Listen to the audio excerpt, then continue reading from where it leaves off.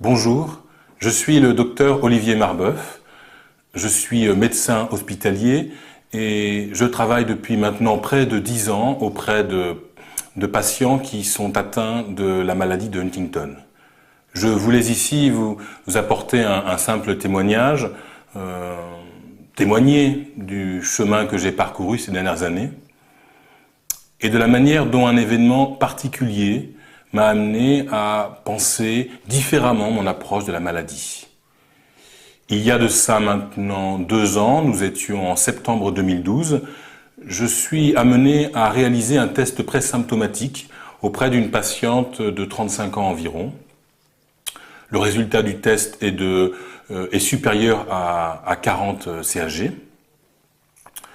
Et donc je suis amené à la rencontrer de nouveau pour lui annoncer le résultat du test. Cette patiente, évidemment, dans le cadre du protocole, a été amenée à rencontrer plusieurs de mes collègues qui l'ont informée des conséquences de la maladie sur sa mobilité, sa vie sociale, sa vie personnelle. Donc je ne trouve pas opportun d'aborder de nouveau ces questions au moment où je lui annonce les résultats du test, me tenant au plus près en fait de ces résultats. Donc je rencontre la patiente quelques jours plus tard et je lui annonce le résultat d'un CHG supérieur à 40 et du fait qu'effectivement ce résultat rend tout à fait incontestable le fait qu'elle est porteuse de la mutation. Et c'est un moment toujours assez difficile et pénible pour les patients. Il est aussi souvent pénible pour les médecins. Dans ce cas particulier, il se passe quelque chose. Et c'est pour moi la première fois en fait que j'ai une patiente qui réagit avec une telle violence. Donc là, je suis en face d'une jeune femme qui est en colère et qui reproche à toute mon équipe et à tout ce protocole que aucun horizon ne lui a été ouvert durant ce protocole, que personne n'a ouvert une quelconque perspective et échange une possibilité autre que les mauvaises nouvelles dont est porteuse le résultat que j'annonce ce jour-là. Alors je tente de m'en expliquer, je tente d'établir le dialogue et de nuancer évidemment ce que me dit cette jeune femme à ce moment-là, mais elle refuse de m'écouter. Elle est très en colère, elle quitte mon cabinet simplement en me précisant qu'elle refuse de continuer à être suivie par cette équipe. Et évidemment, lorsqu'elle quitte mon cabinet, je pense que je ne la reverrai jamais. Alors, c'est une expérience qui a été pour moi particulièrement marquante, puisque c'était une des premières fois où j'étais en présence d'une réaction aussi violente. On est très souvent en face de gens qui sont particulièrement abattus par le résultat qu'on leur annonce, et on peut tout à fait le comprendre. Cependant, dans ce cas particulier, nous sommes en face de quelqu'un qui porte accusation. Et notamment, moi, à ce moment précis, je prends cette accusation de manière très personnelle. S'écoule à peu près 6 mois. Nous sommes alors au mois de mars de l'année 2013 et je reçois un coup de téléphone. Ce coup de téléphone provient de la sœur de la patiente qui me demande un rendez-vous, évidemment en présence de la patiente. Et alors du coup, moi, je profite de l'occasion, évidemment, j'accepte, puisque ça ouvre pour moi la possibilité de renouer un lien avec la patiente et avec sa famille, ce qui pour moi était très important au regard de la manière dont s'était terminé notre entretien précédent. Donc je reçois les 2 jeunes femmes quelques jours plus tard dans mon cabinet, avec la volonté de m'expliquer un peu plus que je n'ai pu le faire lors du dernier entretien. Et là, tout de suite, la patiente me dit combien elle est déprimée et elle ne dirait pas grand-chose d'autre lors de cet entretien-là. Ce sera essentiellement sa sœur qui va prendre la parole. Et de nouveau, je me trouve en face de quelqu'un qui porte accusation.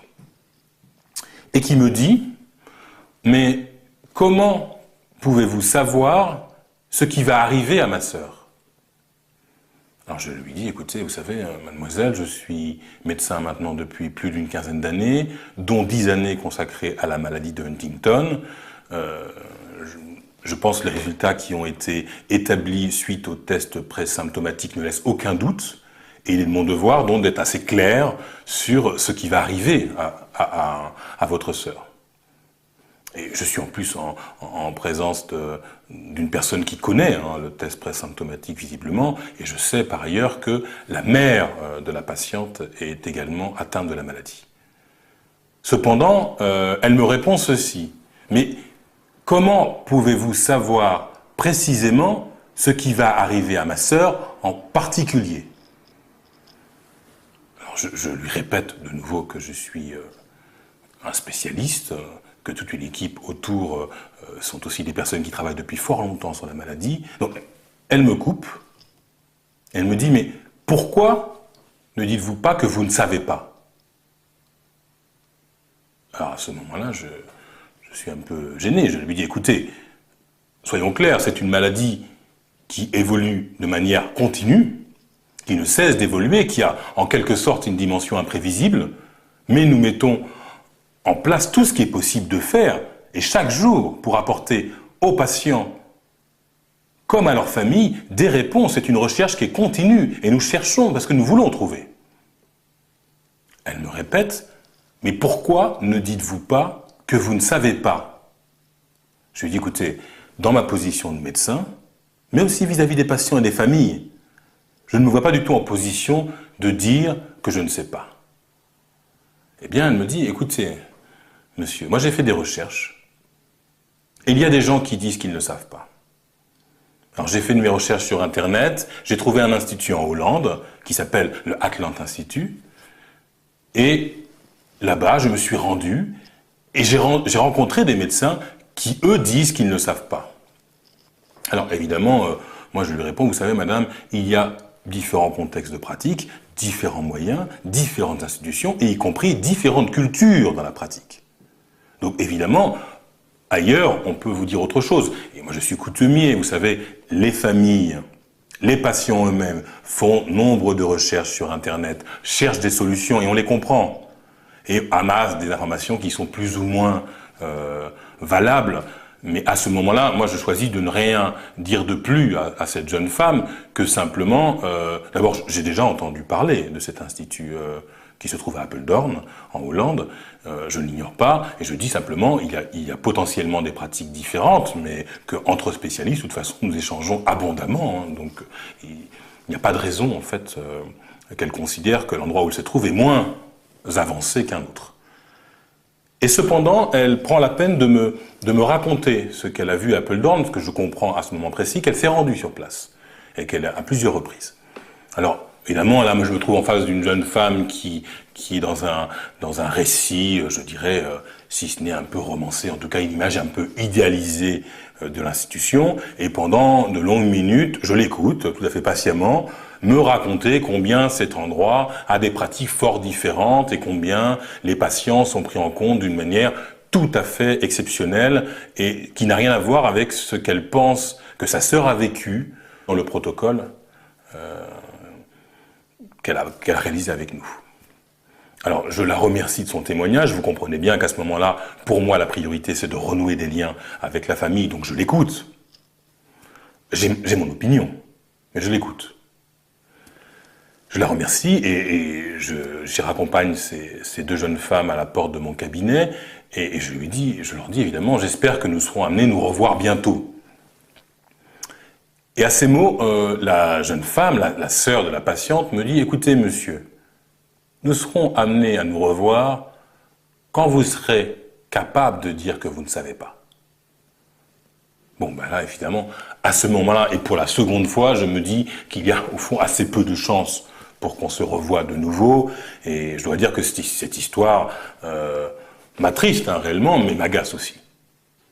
Je considère que la manière dont nous menons nos recherches est tout à fait exigeante et je trouve quand même un petit peu difficile à entendre ce genre de remarques. S'écoulent alors plusieurs mois et je crois qu'autour du mois de juin, je crois me rappeler c'est au début du mois de juin 2013, j'assiste en Hollande à un colloque autour de la maladie et je profite de ce déplacement en Hollande pour me rendre à Apeldoorn. Durant une demi-journée, je me rends sur place. Alors, soyons clairs, hein, c'est simplement, en fait, c'est notamment par curiosité, mais parce qu'aussi on est toujours à la recherche d'informations. Ce n'est pas tant pour vérifier le récit quelque peu rocambolesque que m'a rapporté cette jeune femme, que pour simplement continuer à échanger avec des collaborateurs et des gens qui, comme moi, au quotidien, cherchent des solutions pour les patients. Me voilà donc accueilli à Apeldoorn, qui est un établissement tout à fait intéressant, soyons clairs.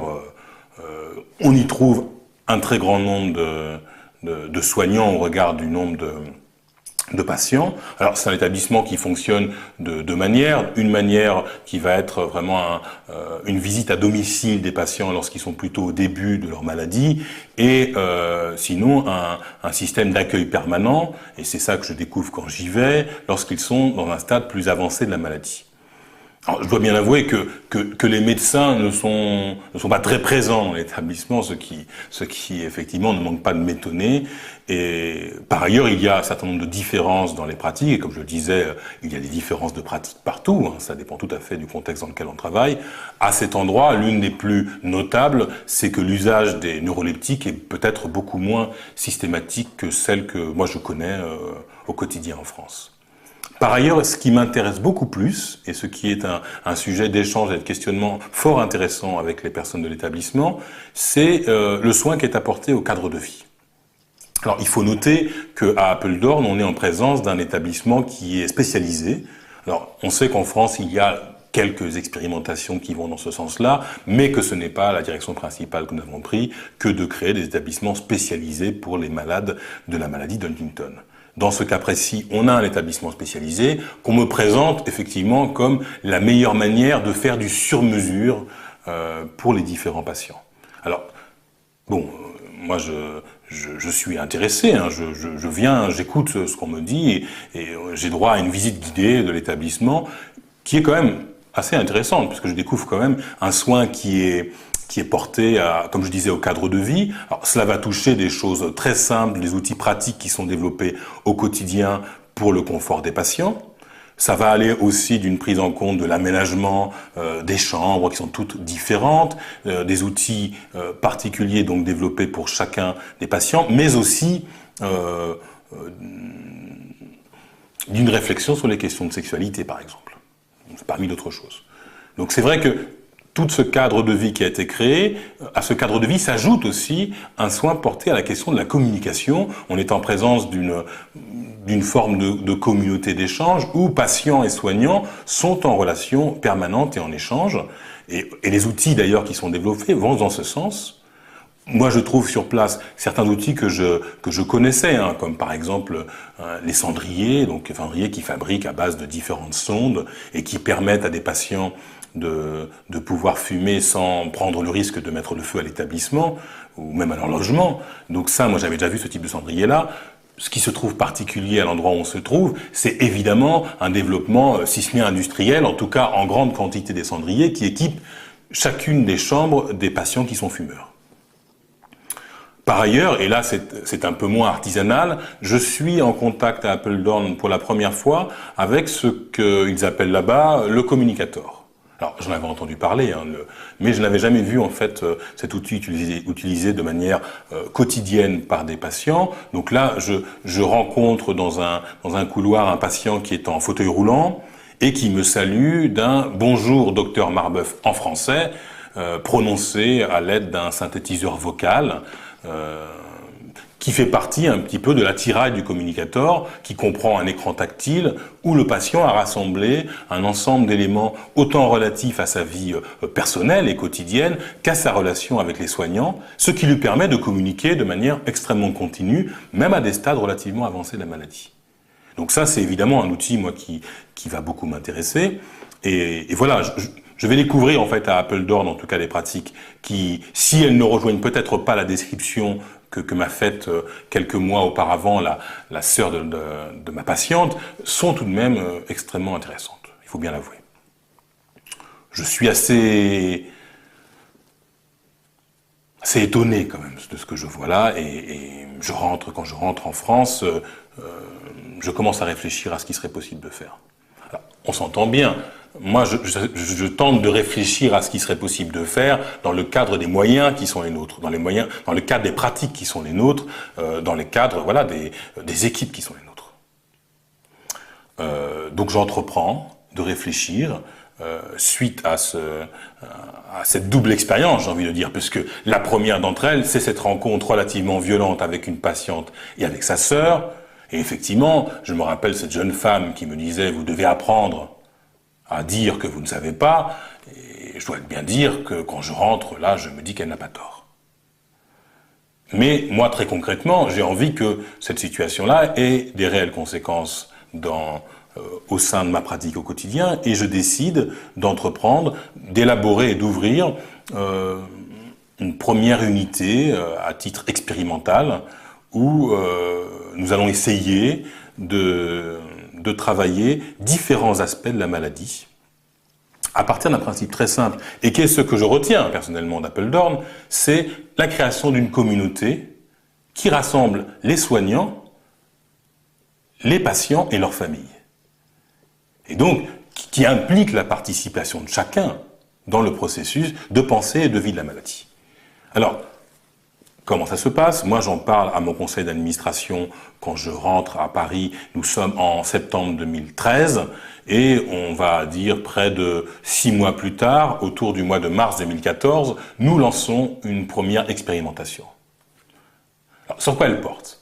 Alors, elle porte sur plusieurs choses, mais déjà sur une approche globale de la maladie qui va donc autant nous amener à nous intéresser à côté, en quelque sorte, de ce que nous, on est amené à appeler la recherche, à côté de cet espace-là de la recherche, une réflexion sur des questions qui sont relatives au cadre de vie et évidemment des questions qui, en amont, vont toucher à la manière dont on aborde le protocole qui avait été mis à l'époque en critique dans cette histoire particulière avec ma patiente. Comment cela va se dérouler? Évidemment, moi je me trouve en face de familles qui viennent aussi avec leurs problèmes, qui viennent aussi avec leurs plaintes. Je me trouve en présence de patients qui, eux, viennent avec leurs frustrations, viennent avec le sentiment qu'aucun horizon est ouvert. Et je dis à chacun d'eux, comme on le dit avec notre équipe tout entière, nous attendons que vous soyez force de proposition.